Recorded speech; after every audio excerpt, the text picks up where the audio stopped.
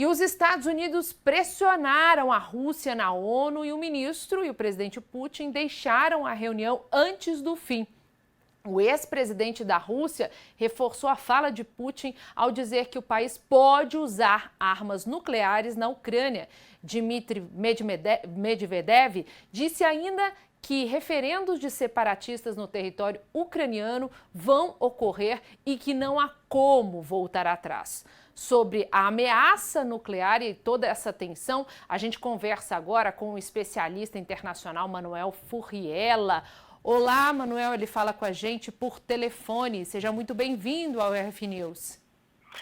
Boa noite. Boa noite. Nós podemos ter uma guerra aí de maior proporção depois desse anúncio de Putin? Sim, a guerra ela vai aumentar a sua intensidade. É visível que Vladimir Putin tem sofrido derrotas, não determinantes para a vitória da Ucrânia, mas em termos de redução do território ocupado pelos russos. Então haverá uma intensificação.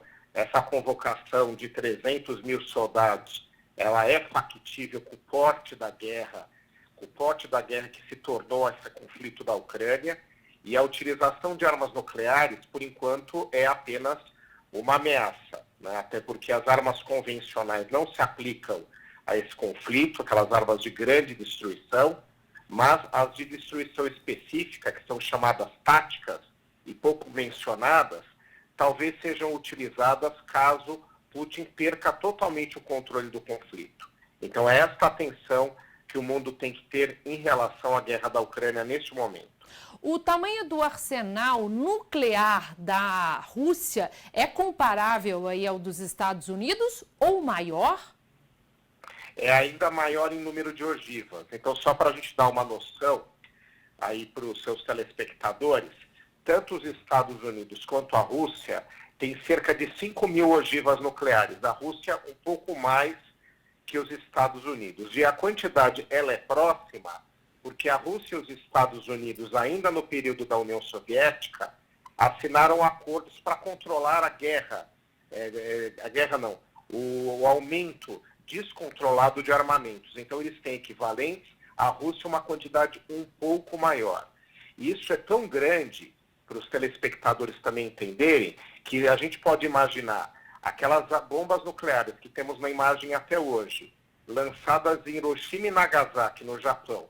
Se a gente pegar qualquer uma daquelas que matou 200 mil pessoas, cada uma dessas 5 mil bombas nucleares, armas nucleares ogivas que a Rússia tem, é 40 vezes superior em termos de potência cada uma em relação ao que a gente viu no Japão. Então é um poderio militar capaz de destruir praticamente todo o planeta. Tanto Estados Unidos quanto Rússia têm esse poderio. E o que Putin quer com os referendos no leste da Ucrânia?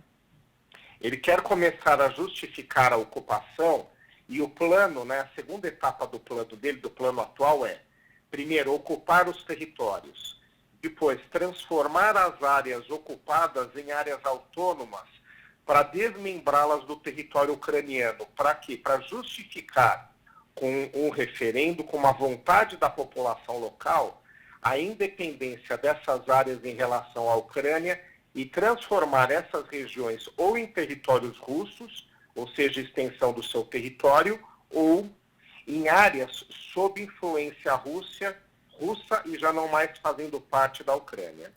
A gente tem umas imagens também que já mostramos, mas dos protestos na Rússia nesse momento. E, inclusive, mostramos filas também de carros nas fronteiras. Está aí, então, as imagens do protesto. E filas de carros ali, das pessoas fugindo já do país. E tivemos relatos também, e falamos aqui também, sobre os voos que já estão esgotados para países próximos ali da Rússia. Você acredita, então, que essa população, ela pode migrar em massa? O que pode acontecer depois desse anúncio de Putin, dos 300 mil reservistas? Isso já era de imaginar, por isso que a Rússia estava evitando a convocação de um contingente suplementar. Então, o que acontece? Essas 300 mil pessoas, 300 mil soldados, são pessoas que têm sua vida regular, sua vida cotidiana no país, e tanto não querem sair dos seus trabalhos, das suas atividades diárias, como principalmente não querem ir para uma guerra e serem expostos não só ao estresse do conflito, aos riscos do conflito e até mesmo uma grande chance de morrer no fronte, morrer na guerra. Então, esse é o receio das pessoas e por isso que é esse deslocamento em massa. E eu tenho certeza que isso vai se intensificar. A gente tem observado em termos de utilização de voos, ou seja, como a Rússia é muito grande, a utilização do avião é a forma mais rápida de sair do país, mas se esse deslocamento for de alguma forma dificultado, grande parte da população, até mesmo por terra, vai fugir para os países vizinhos, para não serem levados ao conflito, levados à guerra e correr o risco de perder a própria vida. Pode acontecer do Putin em algum momento convocar a lei Marshall, que é a lei que, na realidade, todos os homens do país não podem deixar e lutar, né? Os homens abaixo de 60 anos lutar aí pelo país, como a Ucrânia teve que fazer, era claro, não tinha como, mas teve que realizar essa medida. Há sim o risco. Por enquanto, eu acredito que o governo russo vai acompanhar até que ponto essa saída de pessoas do país representa um risco ao contingente de 300 mil pessoas. A Rússia é um país muito populoso, tem cerca de 130 milhões de habitantes, então a saída de um contingente, mesmo que expressivo, não necessariamente vai comprometer, em um primeiro momento, a convocação de reservistas. Mas caso corra esse risco, caso haja esse risco, essa decretação pelo governo russo vai acontecer e a população masculina abaixo dos 60 anos será contida no país, proibida de ir para o exterior. E o Brasil evitou denunciar Putin no Conselho de Segurança e pediu diálogo. Posição correta? Eu acredito que sim, porque o Brasil tem procurado ser neutro nesse conflito. Eu não acho que é uma posição errada. Até porque o Brasil, mesmo sendo neutro por decisão do governo federal no conflito, ele já teve 2 posicionamentos contra a Rússia, um no Conselho de Segurança e outro na própria Assembleia Geral da ONU, condenando a invasão, condenando o conflito. Mas o Brasil se envolver diretamente em críticas à Rússia não me parece que seja algo interessante neste momento, pelas relações importantes que nós temos com a Rússia, inclusive de fornecimento de insumos para fertilizantes agrícolas no Brasil, e também porque eu não acredito que seja útil para que a gente apoie a resolução do conflito. Então, se o Brasil mudasse de posição, em nada adiantaria em relação a um outro encaminhamento do conflito. E traria provavelmente para o Brasil algum desgaste desnecessário neste momento.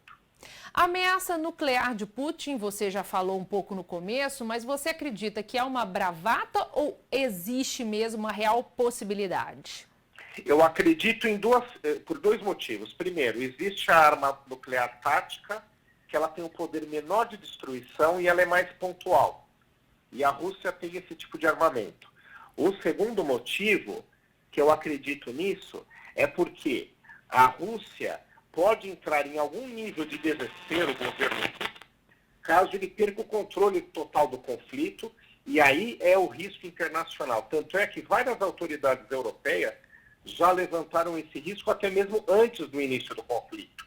A Alemanha e a França principalmente. Qualquer descontrole que passe Putin na sua continuidade no governo russo, ou até mesmo em relação a uma derrota na Ucrânia, podem levar a uma decisão desse tipo na utilização de uma arma nuclear tática e os efeitos seriam desastrosos, mesmo sendo menores do que a utilização da arma nuclear convencional, que tem um poder muito maior. A OTAN e o Ocidente, se isso acontecer, estariam então preparados? Sim, eles estão preparados, mas eu acredito que se eles se envolverem diretamente no conflito, além de nós termos o risco nuclear, nós temos um risco de uma internacionalização do conflito. Aí serão mais países envolvidos, mais países sendo atingidos e mais pessoas aí correndo risco de vida e correndo o risco de continuar sobrevivendo. Então, sim, né? Não é algo para este momento, mas o descontrole da guerra pode trazer decisões desesperadas de Putin e esse é o grande risco do momento. Tá certo, Manuel. Muito obrigada pelos seus esclarecimentos. Uma excelente noite para o senhor. Obrigado.